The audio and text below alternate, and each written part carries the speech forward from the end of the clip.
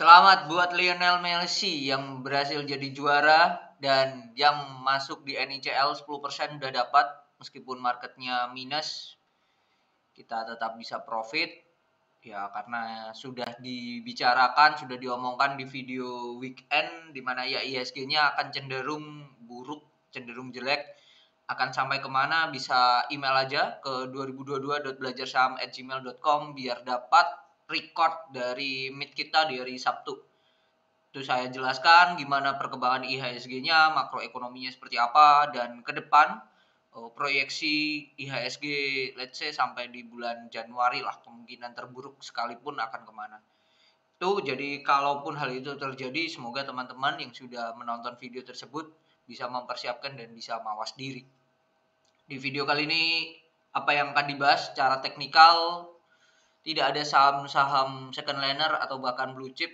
Kalau kita lihat IHSG ditutup minus 0,37. Hopefully saham-saham blue chip ya kena efek lah ya, kena efek penurunan BRI, Mandiri, Astra, TPIA, Unilever, BNI semuanya drop.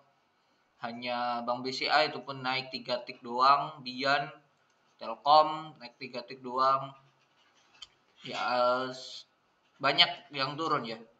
Banyak yang turun yang membuat saham-sahamnya memang IHSG-nya drop ya. Goto masih sebagai biang keladi ya.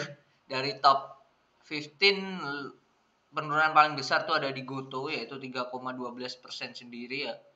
Cuman Goto mulai bisa dikatakan mulai penurunannya mulai stabil ya di situ-situ aja. Di angka sampai 90 maybe. Nah, sampai 81 terus dia stay dia akan sideways dulu sebelum lanjut.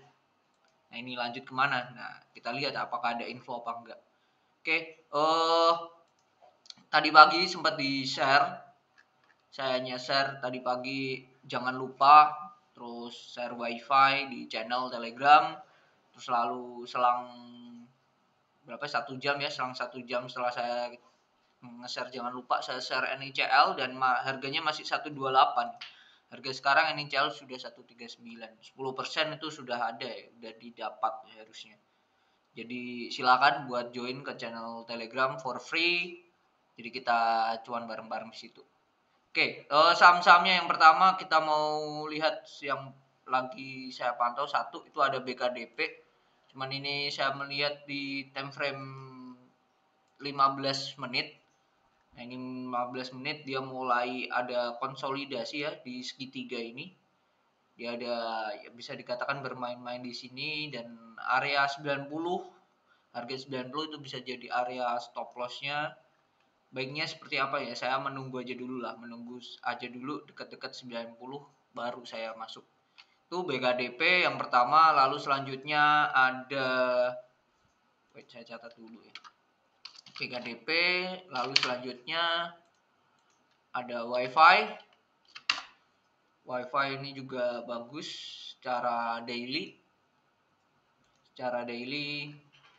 Nah, ini ada bullish divergence di candle time frame 1 jam. Nah, selagi dia kuat di atas 143 ini masih bagus ya, stay di atas 143. Kuncinya itu 143. Sekarang kondisinya harganya di 144 ya. Fit WiFi. Oh, ini yang terjadi. Nah, large player-nya masih di atas. Jadi yang melakukan taking profit atau melakukan penjualan adalah rata-rata retail sendiri. Memang tadi ada market maker atau big player yang jual, tapi habis itu mereka ambil lagi. Jadi masih oke ini WiFi. WiFi masih oke. Lalu selanjutnya kita tulis dulu WiFi. Lalu selanjutnya ada Bull. Bull ini juga menarik. Setelah saya kasih time frame daily, setelah dia adanya setway ya, setway lama sejak April sampai Desember, berarti kan hampir 8 bulan. Dia akhirnya breakout di tanggal 9 Desember. Setelah itu dia retrace sampai tanggal 15 Desember dia turun dulu, terus ini naik lagi. Nah, ini bisa dikatakan lurus ya. Bahwa 181 sudah buang aja. Boleh ditoleransi sampai 180. 179 boleh. Tuh bull, target-targetnya jelas 196, 208. Kita pakai 196 aja deh. Kalau pakai 196 aja risk and rewardnya berapa nih? Dia capai target 5,3. Kalau dia turun minus itu sampai ke angka 3. 2,7 lah, 1/2. Nah, boleh ditunggu di 184, 183 boleh bull.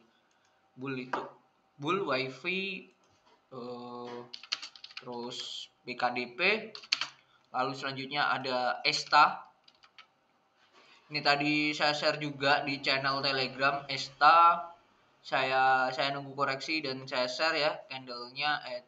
Dia candlenya time frame berapa ini? Time frame 5 menit. Saya antri di 132 sampai sekarang belum dapat.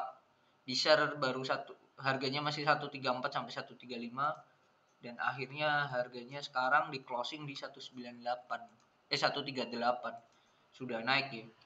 Sudah naik dan saya belum dapat barangnya. Apa yang saya lakukan ya udah do nothing aja. Kalau memang rezekinya dia akan turun menjemput, kalau enggak ya udah dia akan bablas. Kalau dia bablas naik lagi ya tinggal kita mau toleransi apa enggak. Nah, yang saya lakukan adalah saya cek dulu. Saya cek dulu di sini dan juga melihat dari down detail apakah ada aliran dana yang masuk, inflow yang masuk lagi dengan besaran dana yang besar. Kalau ada, ya saya akan follow the giant ya. Kalau nggak ada ya saya akan ya nunggu aja nih. Itu aja sih, nunggu aja. Nah, ini pentingnya juga ya kita mengetahui psikis kita, terus mengetahui juga ya overtrade apa enggak ya. Jangan semena-mena tadi sudah cuan terus kita terlalu bereuforia yang membuat kita tidak konsentrasi, analisanya buyar, malah cenderung ke FOMO nanti. Nah, nanti cuannya yang tadi malah tergerus bahkan bisa jadi minus. Nah, itu kendalanya. Kendalanya menyadari diri kita ya. Merasa cukup apa enggak, merasa menunggu apa enggak. Karena menunggu tidak melakukan sesuatu itu juga termasuk strategi ya. Jadi kontrol emosi kalian. Nah, itu yang tahu teman-teman sendiri. Oke, ini ESTA.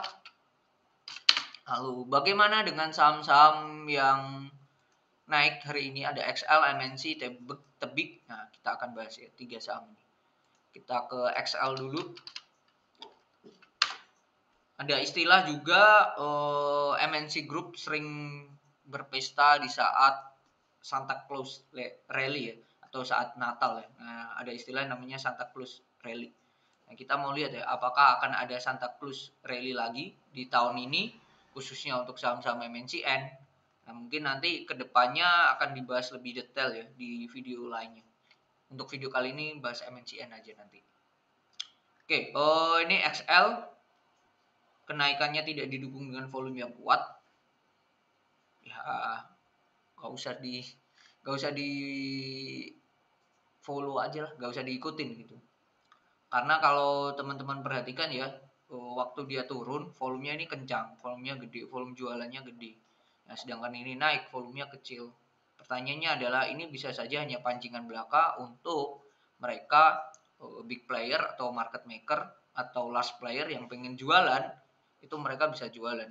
Kenapa? Kalau harganya sempat dinaikkan, optimisme retail itu akan naik. Dan mereka akan merasa, yaudah ayo HK. Ini harganya naik. Kalau hal itu dilakukan, optimisme mereka naik, kepercayaan diri mereka naik, nah itu yang akan bisa membuat si large player atau big player kembali jualan. Tapi kalau tidak ada optimisme dari retail, harganya makin turun, retail kan stres. Nah, market maker, large player mau jualan gimana? Gak ada yang beli. Mereka nggak bisa jualan. Salah satu cara biar mereka bisa jualan adalah dinaikkan dulu harganya sedikit demi sedikit, tapi jualnya besar. Nah, itu yang tercermin di sini saat dia naik di tanggal 14 Desember, tidak didukung volume yang gede dibandingkan sebelumnya ini termasuk kecil, tapi di sini ada bandar volume yang keluar besar ya tanggal 14. Itu juga yang bisa perlu kita ketahui, perlu dicermatin juga ya. Jangan hanya melihat wah ini hijau 3%, wah ini hijau 2%. Pentingnya kita mengetahui cara membaca volume yang benar. Tuh, XL, lalu lanjut Tebik. seperti apa. Tebik Setway ya, tebik Setway. Dan nah ini kalau tebik ini saya lebih, ini bisa saja terjadi volume akumulasi ya di sini ya, range 2280 sampai 2410. Ya udah, ini masukin di watchlist saja.